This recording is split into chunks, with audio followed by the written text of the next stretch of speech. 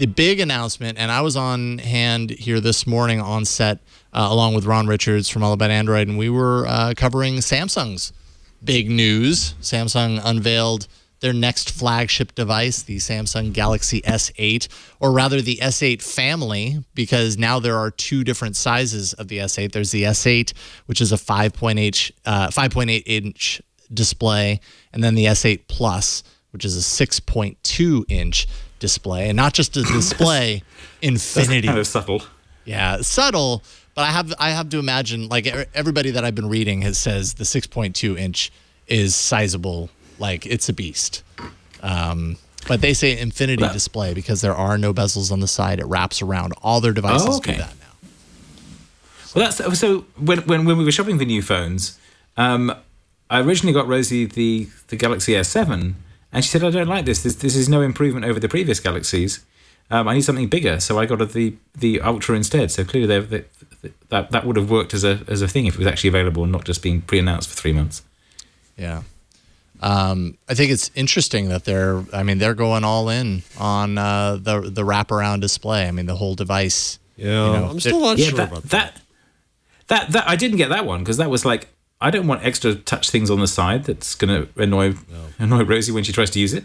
You know, and I fly a lot, so you have to hand your phone to somebody to put it on the thing to read it, and they're so careful not to touch any surface so it doesn't go off. And now the Edge is there. Right. Well, yeah, and I mean, the Edge initially had, it had like extra functionality built into it. It was like Samsung. Is that gone? When Samsung first started rolling out the Edge, they were really trying to justify why it existed. And so they built in, well, you can have a second, it's like a side display and it's, shortcut bar. I don't think I'm guessing that that's probably not gone. I'm guessing that there's a little bit of that built into this, but that's really not the focus. They didn't mention that a single time during the presentation today. Wow. It was all about, isn't this a beautiful device? We've removed the bezels on the side by wrapping the display around the edges. We've taken the front button that you're used to seeing. I mean, it's iconic for Samsung's Galaxy brand, and they've removed that, although actually they haven't entirely removed it. The button is a physical button that resides underneath the display. So when you're looking at the display, you don't see the button, the home button on the front, but it's there. So you have to know, and it's pressure sensitive, kind of like Apple's 3D Touch. Weird. So you it's pressure sensitive. You push down hard there, and that will act as the home button. So a little bit of learning, I guess, as a user. That exists. I seem to be trying hard to hold on to that. Yeah, I know, right? Well, maybe, I mean, man, it's just been the way it has been for them. It's probably just, they consider it to be an iconic feature of their devices and, a signature of their brand, and don't want to let go of it. Don't let go of your signature, They did move the fingerprint reader to the back, and it's actually right next to the camera. Google wins one. Yeah. So the on the Pixel, you've got the fingerprint reader kind of dead center on the phone with a camera all the way up there. On the S8, the fingerprint reader is right next to the camera. You can see it right there. Oh, so you put your finger on the lens half the time. Yeah, that's my guess. I mean, maybe you learn not to do that eventually, but it really seems like it'd be pretty easy to just throw your finger on the camera all the time. I don't know. I guess we'll see how that works. They say it's the highest screen-to-body ratio than ever before with the display.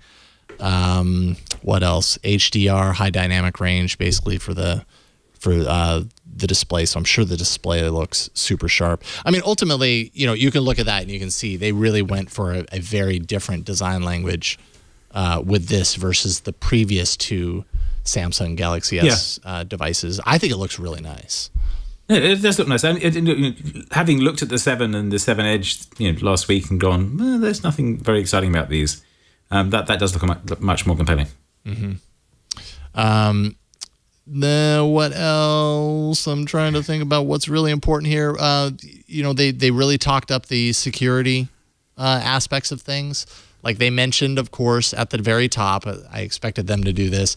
They really wanted to make sure that everybody knew, that they take security of users seriously and that they put all of their phones through top-notch security protection and you know, scanning, and it's just this whole inspection process that they dive into. They mentioned little to nothing about battery throughout the entire event, as far as I could tell.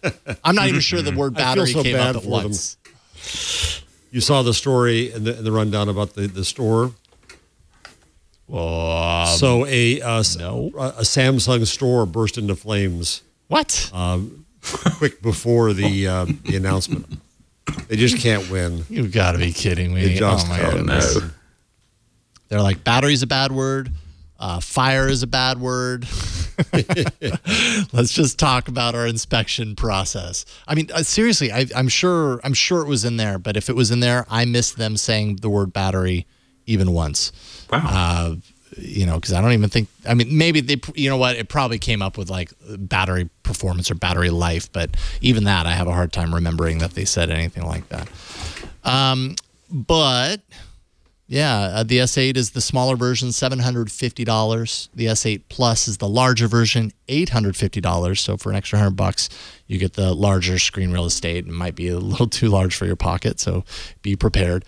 Pre-order starts tomorrow. If you pre-order tomorrow, you get a free one of their new Gear VRs. They've done that in the past, where if you pre-order for the S7, I think, they'd give you the Gear VR along with it. And they've redesigned the Gear VR to have a motion controller now that looks a lot like, or at least in some ways looks like the Oculus Touch. It has the big kind of flat touch surface that's round. And, you know, I think mobile VR seems to be going in this direction.